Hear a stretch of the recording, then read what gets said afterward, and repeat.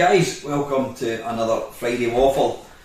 Now, apologies in advance for the same bland background. You're thinking, well, why doesn't he do videos upstairs anymore, and why doesn't he do videos against his arcade cabinets? Honestly, I can't be arsed. It is much comfier me sitting my arse on my settee with these two bad lads for company. So that's why I'm sitting down here. So yeah, how are you? I hope you're all good. I'm okay. I've had a better week. Things are kind of are moving on, getting more positive, which is good. So yeah. From a gaming perspective, have I been doing anything at all? Still been playing a bit in my main cab. I've not been playing anything else. One game that I have to say I'm super excited. I'm going to have to. In fact, I think it came out yesterday. I need to go and see how much it is. It's one of my, not just one of my sort of, I call it a current gen, not just one of my current gen favourite games, but one of my all-time favourite games. It's Resident Evil 4. I don't know how many times I've played it. I've completed it on the GameCube. I've completed it on the Wii quite a few times. I've got it on the Xbox 360. Is it on the PlayStation 4? I'm not too sure. It might well be. I don't know. But yeah, it's been released for the Oculus Quest 2. It's not come out. It's not been released for the original Oculus Quest. I think because I don't know. I know that the second one has just got a wee bit more kind of oomph, and they reckon that they couldn't kind of do it justice. So. Yeah, I've watched a couple of videos, a couple of reviews, and it does look good. Now, like I said, it's for me. It's not just it's not just the best Resident Evil game. It is one of the best video games ever. I mean, I always think of, like, you've got 8-bit machines, you've got 16-bit machines, all this like two-dimensional type games or type machines, your Amiga, all that kind of stuff. Then you've got your, what I call current gen. Anything, I wouldn't say PlayStation 1's current gen, I would maybe draw a line of that. I would say probably, I don't know, I would probably say Xbox 360, PlayStation 3 era. I would kind of class that as current gen for me. You know, when you've been around as long as I have, then 10 years is a smaller chunk, whereas somebody who's 20, that is half their lifetime, so they would absolutely not refer to an Xbox 360's current gen, but I do. So anyway, yeah, I mean, Resident Evil 4 is just an absolute sublime game. Now, coming from somebody who plays very little sort of modern games, that's a big thing. Not that I'm saying that I know my word should count for anything, but I get bored very easily with kind of modern games. I get fed up with them. But the fact that I've completed it, I've probably completed it 4 times, says it all. You're probably thinking, well, why would you want to play it again? The reason I play it again, it's like watching a film that you enjoy. I've played it so many times because it is just a fantastic game. The atmosphere, the tension in the game, the surroundings, the baddies. But I think because they're kind of normal people, they're not like zombies, I think that's what makes it kind of more terrifying. But absolutely sublime game. So yeah, I've watched a couple of reviews, and it seems to be kind of getting well received. The only one thing that one guy said was, obviously Resident Evil, all the Resident Evil games, but Resident Evil 4 anyway, there's a lot of cutscenes, and what they've done is, obviously you can't have a cutscene in VR. Well, I suppose you could, but it would have taken forever to kind of do that. So what they've done is, any cutscene, when you're playing the game in VR, when you get a cutscene, you jump to like you're just watching a screen. Imagine that you're watching a cinema screen, and then it jumps back out. And what the guy said was it can kind of jar a wee bit if you're jumping between watching a flat screen to in the game. But he said that he he was very, very cautious, and he really wasn't sure how it was going to turn out, but he said it is fantastic. So yeah, I might treat myself to that this weekend. So it's Resident Evil 4 on the Oculus Quest 2. I can't even begin to imagine how scary it's going to be. I mean, it's a terrifying game playing it, in sort of normal, never mind in immersive VR. So I'm going to give that a go. Anything else that I've been doing? Don't think so. No, the computer club was on this week, but I didn't get to go along. It was on Tuesday. Just trying to think of anything else. There was something I was going to talk about, and I can't for the life of me remember what it was going to be. No, listen. If I can remember, I'll jump back into it. But I'm just going to crack on with the questions. So, right, let's have a wee look. I don't know if there is actually any questions. My good mate Jason, RG's Retro Arse. I'm glad you got your Vectrex in the end, Alan. It was my pleasure getting it fixed. I hope things start getting better now for you. Keep in touch with me. Absolutely, Jason. Thank you very much, mate. It was much appreciated what you did. We got there in the end anyway. Down the rabbit hole. I only have one question for the Friday Waffle, Alan. You may have already mentioned this before you got to this week's questions, but if not, I wonder if you feel like discussing how your Sunday stream went last week. Someone seemed to be slightly mercenary, thinking if they donate enough money to you, this means you will play China Miner at their request. And I will say you were very polite and gracious, probably nicer than I might have felt if it was my stream. That is why I doubt I would ever get into streaming. Just curious if you wanted to elaborate more on how that went. Yeah, you know what, I don't mind talking about it, Kev. I was actually going to mention it and I completely forgot, but you've obviously just mentioned it there.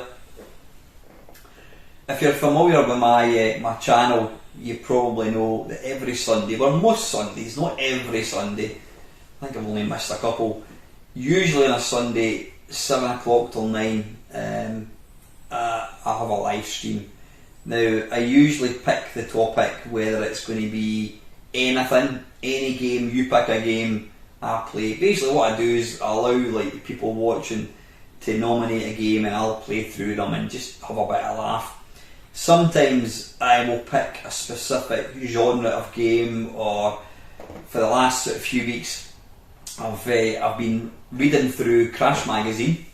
Now if you don't know what Crash Magazine is, just Google it. It was the premier sort of fan-based magazine around the ZX Spectrum. So for the last couple of weeks, or 3-4 weeks, I've been reading the Crash Magazine and then playing the games that I talked about. Or sometimes I'll maybe say I'm going to play, I don't know, the best platform games or the worst, whatever. So last Sunday, I was the game genre that I picked was crap driving games. Pretty easy to kind of decipher what that's about. So yeah, I mean things were going really, really well, and then the problem, but because I use StreamYard is what I use to kind of do all my live streams. That you've got the comments at the side. Now, as you probably appreciate, when people are commenting, the comments continually kind of move up the screen. Now, one of the guys very kindly sort of pulled together a wee summary of all the games I was to play. So because he'd commented further up earlier on in the stream, I was kind of just looking at that.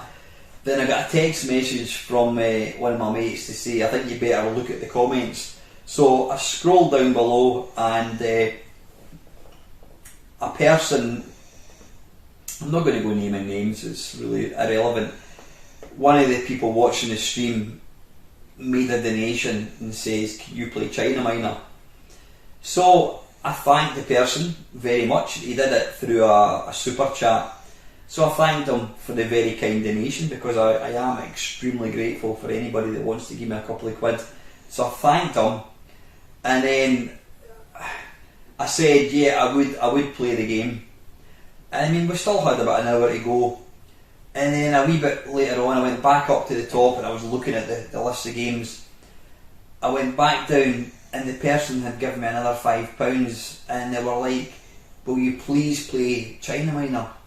So I'm like, yeah, look, I says, thank you very much for the money, please sort of stop doing that. I says, you've already given me, I will play the game.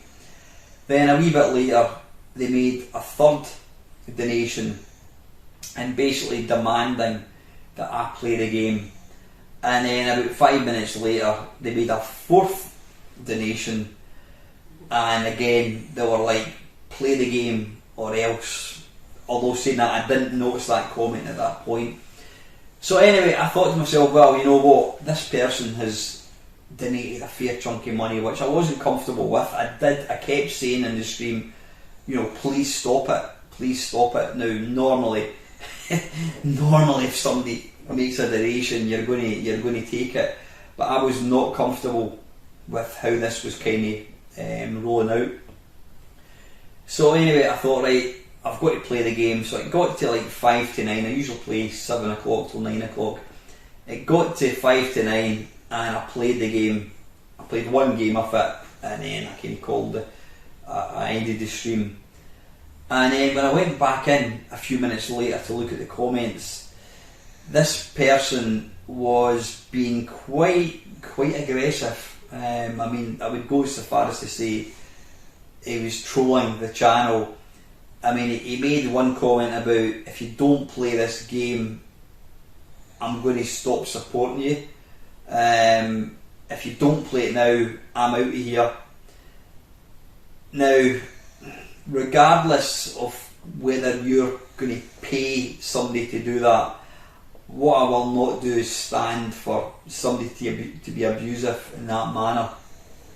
I absolutely won't stand for it. Now, just in a kind of sort of a part of what happened, a certain person, now I could name him, but it doesn't make any difference because he's unsubscribed from the channel. This is the second time he's done that. This person said to me that what happened tonight, i.e. last Sunday, pissed him off big style. He says this person was basically being abusive in the stream, throwing money at you, and you're playing a game that he's picked. He says, is it reached the stage where you're going to set out with a sort of a subject matter on a video, and then because somebody gives you money, you're going to change it? Now that, I personally think that was a very, very unfair comment to make, because I did not ask what happened to happen. I think I was pushed into a very awkward situation. Like I said, it was all happening. I wasn't even aware of what was going on at that point. Like I said, regardless of somebody giving me money or not, I'm not going to stand for that behaviour. Now, if I was able to contact that person, I would, and I would ask them to stop the donations. Though I do appreciate it, I don't feel comfortable about somebody giving me that amount of money. I really don't feel comfortable. And I would basically say to them, if they keep that kind of behaviour up, then I have no alternative other than to ban them from the channel. And it's not something I want to do, because the person that I'm talking about has, when I say supported it, he's made donations in the past, but nowhere near what happened on Sunday. And he's always been fine. He's come out with some funny boasts about being the world champion at various video games, but I am not going to allow somebody to come along and start demanding like that. Now, YouTube used to have the facility to like send private messages, but they've done away with that, so you can't do it anymore. What I would have done is I would have contacted them and explained how I felt about what happened, and basically in no uncertain terms tell them that if it continues, then I will have to ban them. Like I said, I don't want to do that, because the person has been watching my channel for quite a long time. at the end of the day, he probably enjoys it, and I don't want to take away that enjoyment. But all said and done, if that behaviour continues, then I'll be forced to take action. If the person is watching this video, hopefully you can appreciate that I cannot allow that kind of behaviour to happen. I mean, as much as it's fun having people watching videos, and I mean, I do ask for comments, I ask for recommendations, and nominations. Ultimately, it's my YouTube channel, and I will run it how I want it to run. I'm not going to be bowing to anybody. There's a time and a place for nominating games. I mean, if you watch my channel regularly, you'll know that I do have a free for all on a Sunday sometimes, where basically you can pick any game you want. If you want me to play a PlayStation game, a Spectrum game, a SNES game, if I've got it, I'll play it, and I would not have had a problem any other time. But when I pick a topic for a stream like I did last week, crap driving games, I'm not going to be persuaded or coerced or blackmailed. I'm certainly not going to have people making threats. I'm not going to be threatened by it. I'm just simply not going to do it. But last Sunday, I did feel very awkward, and I know for a fact that a few people watching the channel, or watching the stream I should say, were feeling quite awkward by the whole thing that kind of unravelled on Sunday. So like I says, if the person, they'll know who that I'm talking about them, if they are watching this, I would please ask you to kind of be mindful of the behaviour in the future, because I don't want that to happen again. But then equally, I do think that the person that unsubscribed to my channel, and like I says, they're not going to be watching this because I've unsubscribed. I just think, you keep flousing off. I've been making videos for a long time. This person obviously enjoyed them, and anything that kind of goes the way they don't want it to go, they go and unsubscribe. And some days I think to myself, well, at the end of the day, it's entirely up to them. But I just find it quite amusing that somebody would blame me for what happened on Sunday. I didn't ask for a donation. I certainly didn't ask for this to happen. So, at the end of the day, each to their own. If people don't like my channel, they can bloody go somewhere else. I really don't care. I don't care. And that's the honest. That's me being honest about it. So yeah, it was a bit of an unfortunate end, because I think I was up to almost 50 viewers for quite a long time, and the average viewers, it didn't really dip between less than about 40-45 for the whole couple of hours. Now, for a wee channel like me, I think that's bloody amazing. The important thing is we all had a good time. Apart from that, like I said, that was very, very unfortunate, but it was still a good time was had by all. So anyway, Kev, I hope that kind of explains. I just found it utterly bizarre, and I was talking to one of my mates, and he said that he's been watching YouTube for years and years and years, and he says he's watched a lot of live streams, and he has never ever witnessed what was basically tantamount to paid heckling. This person was heckling me, but they were giving me money. Now, some people might say, well, just keep it out, don't worry about it, just smile and think, well, if they want to do that. But like I says, it's not what I would call acceptable behaviour, and I did not feel comfortable about what happened. So anyway, listen, Kev, thanks for bringing that up. I was going to kind of mention it. Milty Swinbuckle, question for the next waffle. Video games tend to target our eyes and ears as we play them, but what if all the senses could be manipulated while playing a game? So my question this week is, if all of your senses could be stimulated in video games, where would you draw the line? The 3 examples below should give you a better idea of what I'm prattling on about. For example, would you look forward to the experience of going down the sewer? I was wondering where you're going with that, Milty. Going down the sewer to fight zombies as your nostrils fill with all the interesting smells of undead flesh and turds.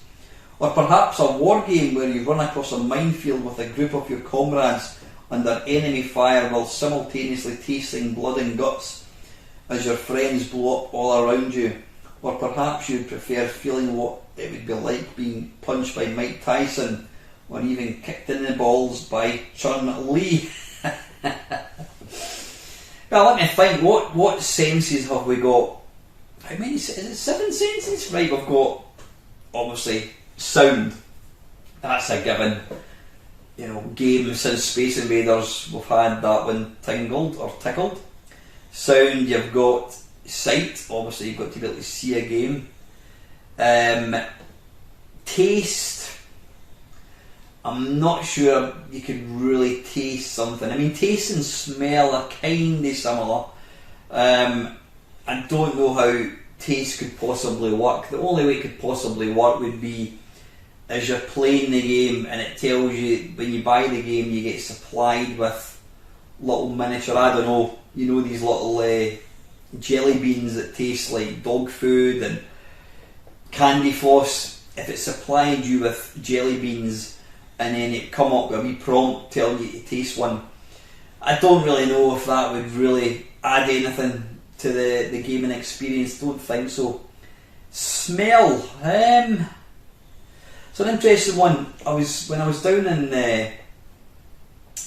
London, not the time there, but the time before, I don't know, maybe 4 or 5 years ago, I went to the Imperial War Museum, and I don't think they've got it anymore. I mean, the museum's still there, but as part of the First World War exhibition, they had a bunker, and it was basically all set out as it would be back in the day. Obviously there was no mud or whatever, but you felt like you were actually walking through a bunker. And part of the experience, you know, apart from the sounds, there was like flashing lights, there was explosions and gunfire and people shouting. There was also smell, so you could actually sort of smell what was kind of going on. And I'll be honest, it did. I mean, the smells weren't nice, but it did kind of help to enhance the atmosphere. I've absolutely no doubt, Milfy, that in years to come, controllers will, I don't know, it wouldn't surprise me if controllers are able to emit some kind of fake smell. I mean, the thing is, we've had films, DVDs, videotapes for years and years and years, and I'm not aware of any film giving out any smell, not even in the picture. The pictures, I'm showing my age, that's what we used to call the cinema. Nowadays it's a cinema, but we used to call it the pictures. Really showing my age there. I'm not aware of a movie in the cinema having any smell. I mean, I've been in some of these like Universal Studio rides where it's like they're called 4 dimensions. So you've got like the 3D aspect. You've got, it's not smell. I don't think you ever get smell, but you get like, you know, fans blowing air in your face, sprinkling water on your face. So, you know, it wouldn't surprise me if a game like that. What other senses of smell? What other senses have we got? Christ, I'm terrible. Taste. Let me think. Taste, smell, sound or hearing, sight, touch. touch is a sense. I don't think you could ever really have, you couldn't have touch in a video game. How would that work? It just wouldn't work. I know, I was talking to one of my mates who's got the Xbox Series X, I think it is, and he was saying that the controllers now are so advanced. You don't just get like the rumble pack. I mean, the rumble packs back in the old days, you know, in the PlayStation, you just got the rumble when you hit something or you were going over bumps, you would feel the thing. But he was saying that the sort of sensitivity of the rumble packs built into these consoles is amazing. He says it really enhances the kind of atmosphere. So yeah, apart from that, I mean, that could sort of simulate touch to a certain degree. If somebody hits you or shoots you, then it vibrates. I mean, I suppose you could technically have some kind of like a sort of bodysuit of sorts that would kind of react, so that if you get shot in the head, you get something kind of vibrating in your head, whatever. I'm sure that's not far. Is it going to enhance playing the games? I don't know. But you know what, Milty, the way things are going, it wouldn't surprise me if these things do exist. But yeah, what ones would work? I don't think touch would work. I don't think that would be possible. I mean, if you could somehow invent them, then that would be great. I don't think you could ever invent, if you're playing, I don't know, if you're playing some kind of role-playing game and you're walking up a mountain, you're not going to be able to put your hand down and like feel the grass. I just don't see how that would possibly work. You're going to get the sound, you're going to get the vision.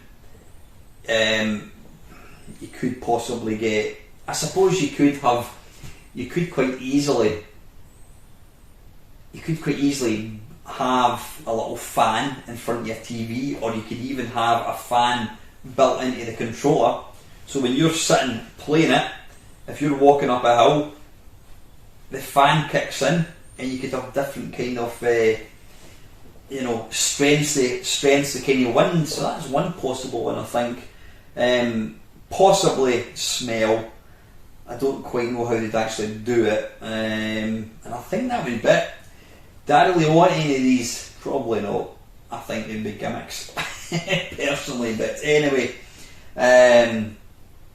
anyway, Milty, thank you very, very, very much. Lancelot, the waltzers are called tilt-a-whirls. Yeah, I was talking about the waltzers, which is a kind of British thing, but I'm saying it's a British thing. It's obviously not. It's obviously universal. You sit in this kind of, I wouldn't even call it a car. You sit in this chair that's kind of, you've got a wee kind of wheel in the middle, and people sit in a semicircle in this chair, and then the chair itself is on this thing that spins round. It's like a merry-go-round. And yeah, I was talking about how I hate things like that. I just detest them. So apparently they're called, what are they called again? Tilt-a-whirls. I actually prefer I think that sounds a lot better. It sounds a lot nicer than waltzers, I would say.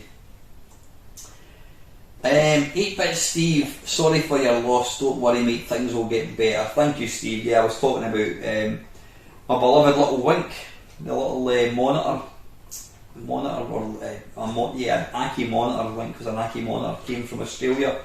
He sadly passed away last week. Miss him, he's normally sitting over there. Now a question for you. What's the most expensive good game and the most expensive bad game you've bought? As for me, my good game is Amiga Dungeon Master. It was expensive because I had to buy 100 wits? Or £150 512k expansion pack just to play it. But it was worth every penny. My bad game, Elite Dangerous, having dropped £200 into the Kickstarter, I'll say no more than it was a mammoth mistake. Oh, and happy birthday to you. Yeah, thank you, it was my birthday on the 19th. Don't let Lacosa hear you say that. I was the same, Steve. I bought Elite Dangerous, but I only paid £10 for it, and I'm not going to badmouth it because it's a game that I know Lacosa, I know Panther UK, they put hours and hours and hours, so it has to, I mean, it's obviously a good game, but just because a game is touted as being good, it doesn't mean that everybody's going to enjoy it. For me, I would love to get into it, I really would, but for me, it's just a lacky time. It's a complete lacky time. Yeah, a game that I've bought, like I said, I've not bought any games that you would term as like, oh, a collectible, or I bought it because I want to own that game. I've bought plenty kind of modern games, but most of them, most modern games I buy because I think I'm going to play it. There's two games which I bought, and I could probably say collectively I've probably played them for an hour, and that's between two games. First one was Red Dead Redemption 2 on the PlayStation 4. I was stupidly excited to get it. I bought it and I played it twice, and I've never gone back to it. I have absolutely no idea why. Don't know why. Am I ever likely to play it? Probably not. I sold my PSVR a couple of weeks ago. Never used it, and there was games in that I bought and I hadn't even loaded. There was one game, I can't remember, was it Blood and Guts or Blood and Glory or something? I can't remember exactly what it was, and I'm sure it was like 30 quid, and I never even loaded it, which is just stupid. The other kind of modern game which I bought, and again I've played it maybe twice, would be Zelda Breath of the Wild, I think it was, on the Switch. Yeah, I don't know. I know I'm not alone. I'm not alone in doing that. I think you'll find that it's generally people of my kind of age group, people who've got a bit more disposable income, who can afford to buy, splash out 40 quid in a game and not play it. I don't buy games to not play them, I buy them to play them. But, I don't know, I just think, like I've said before, life just kind of comes along and kicks your arse, and before you know it, you've got no time. So yeah, I would say, I wouldn't say any of these are bad games. Has there been any game that I've bought and I think I don't like that? Well, if I'm being honest, if I'm being 100% honest, Zelda Breath of the bloody, whatever it's called, Breath of the Wild, I think it is. I stopped playing it because I couldn't even bother playing it.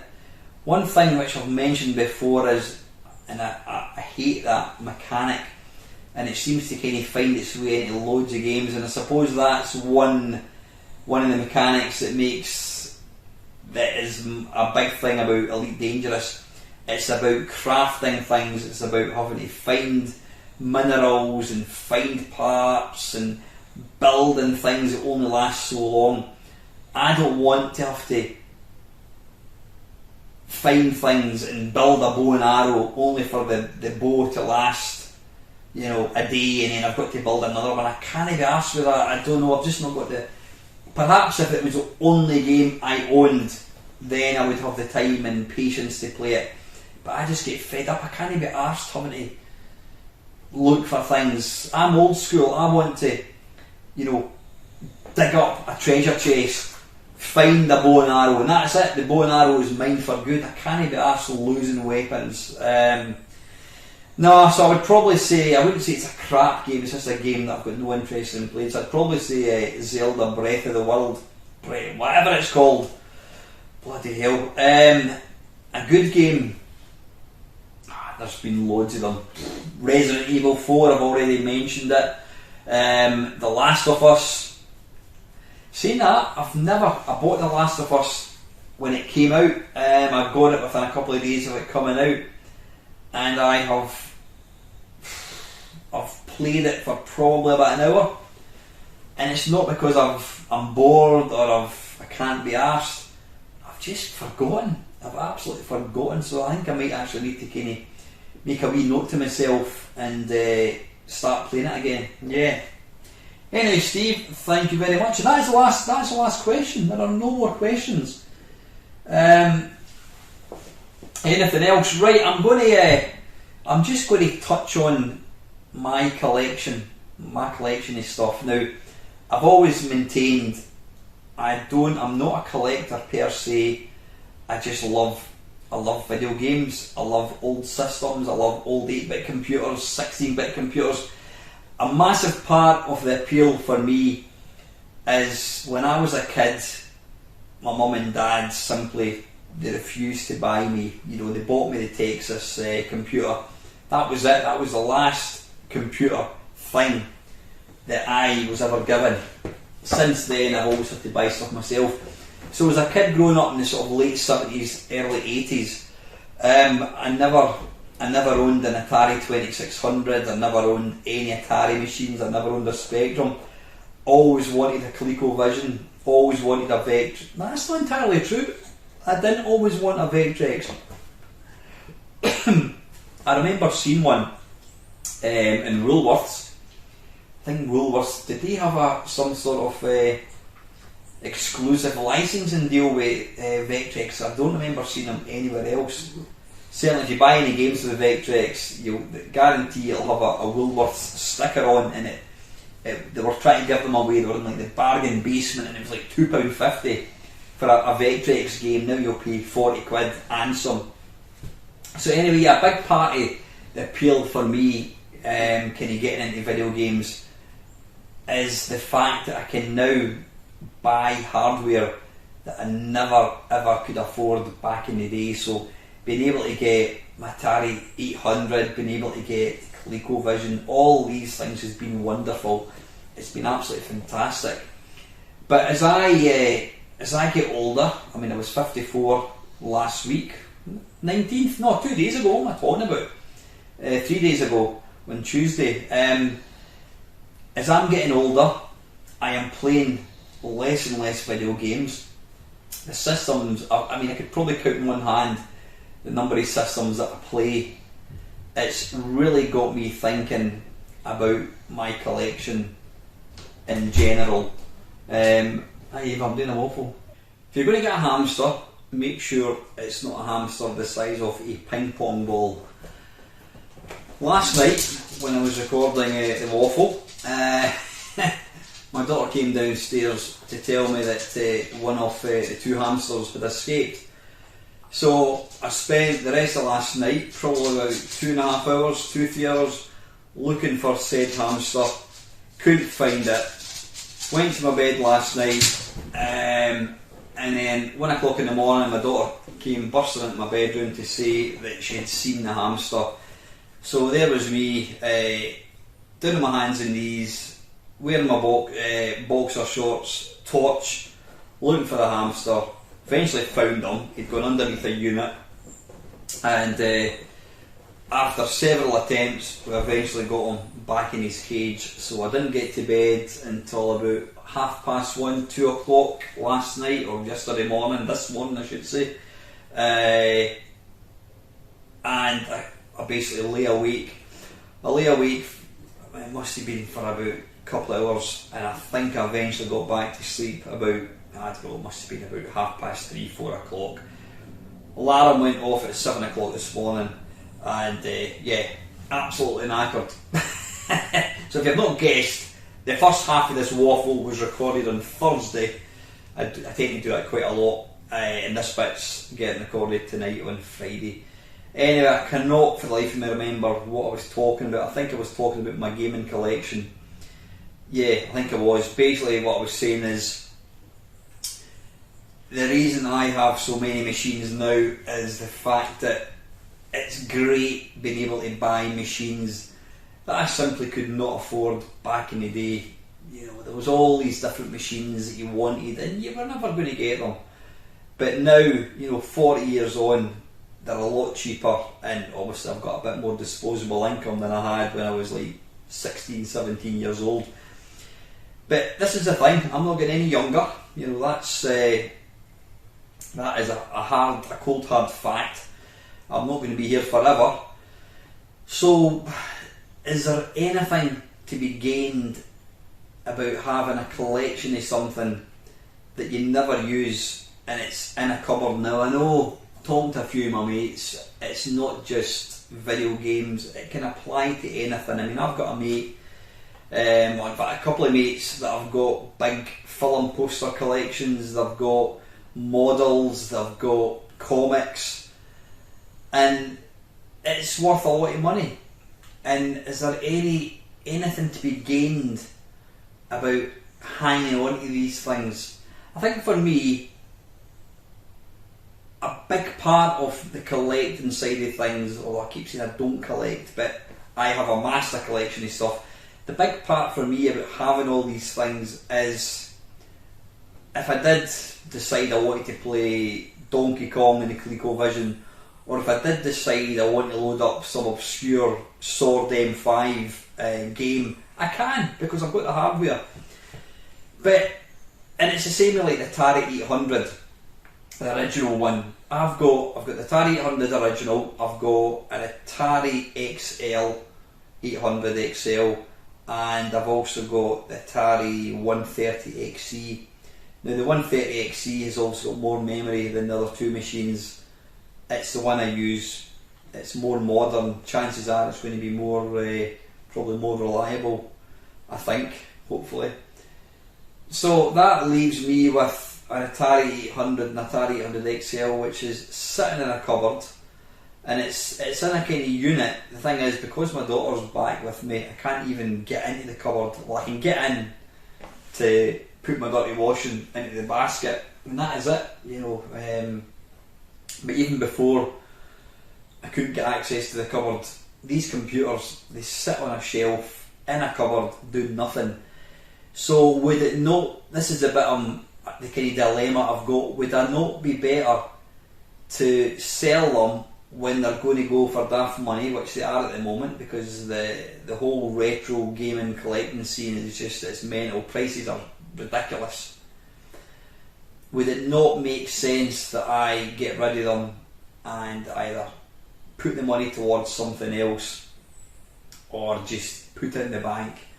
Because my concern is something happens to me and my daughter will not have the first clue about these things. As far as she's concerned, it's just old crap. That is basically what it is to her and a lot of people, and I don't want that. So part of me's thinking, well, you know what, I've always wanted an Atari 800, I've always wanted a ColecoVision, I've got them, I don't do anything with them. Why not get rid of them? Why not pass them on to somebody that's actually going to use them and get some use out of them? I mean, when I was down in London, I tied up with one of my mates, and he's a massive I can't even talk properly. He's a massive Mister fan. If you don't know what a Mister is, it is a FPGA board thing. Basically, it's a little piece of hardware which doesn't look too much different from a Raspberry Pi, but you, instead of emulating things, you upload a core, C-O-R-E, and that basically turns the Mister into said core. So if you put an Atari ST core on it, it becomes an Atari ST. If you put a 1942 core on it, you've basically got the closest there is to owning the actual board.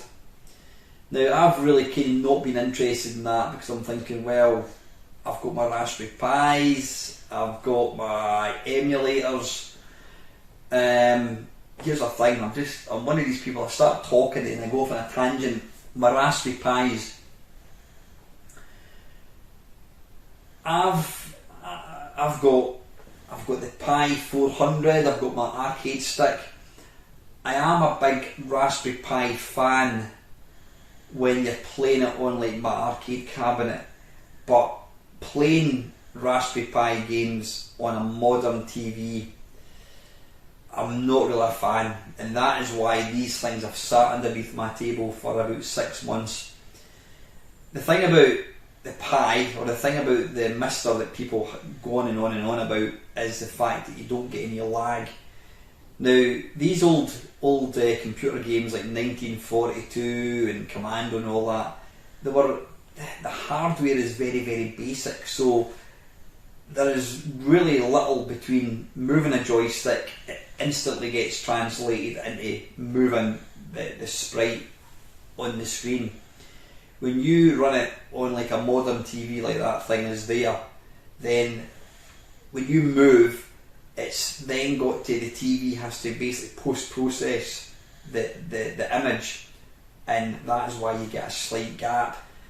And as much as, you know, people going about, yeah, you don't get any lag in the Mister, I'm like, yeah, but I have to say, the lag you get playing a Raspberry Pi on a modern TV is a game breaker, an absolute game breaker. So I'm kind of coming round to the thing, well, why don't I buy a Raspberry, not a Raspberry Pi, why don't I buy a Mister? Here's the thing, I've got the Spectrum Next. I put out a video when I got it, and I went on and on about how stupidly excited I was to have this new computer and how wonderful it is. And it's a wonderful thing. People love the Spectrum Next. I've put it on twice. I don't even know where to get games for it or anything. And the fact that you can get a Spectrum Next core for the Mister, I could probably sell the Spectrum Next, and the money that I get for it, I could buy a Mister outright, so I could still get access to the Spectrum Next, but then I'd also have access to all these other machines.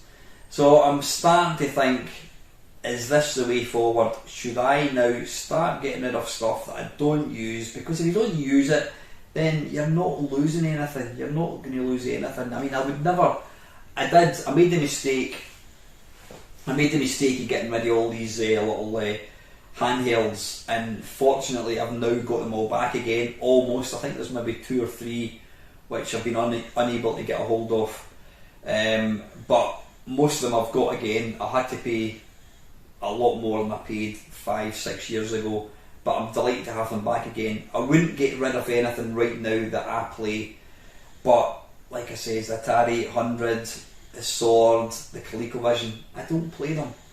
So, you know, maybe I need you guys to convince me, what should I do? Should I sell them just now, get the money when I can?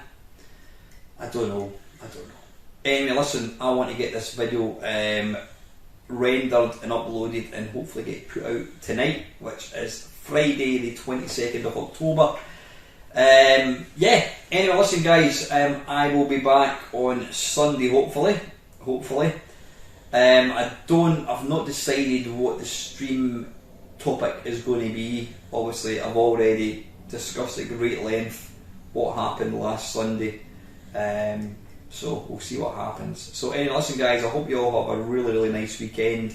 As always, thank you very much for all the support you give my channel. It is appreciated. And finally guys, thank you very, very much for watching.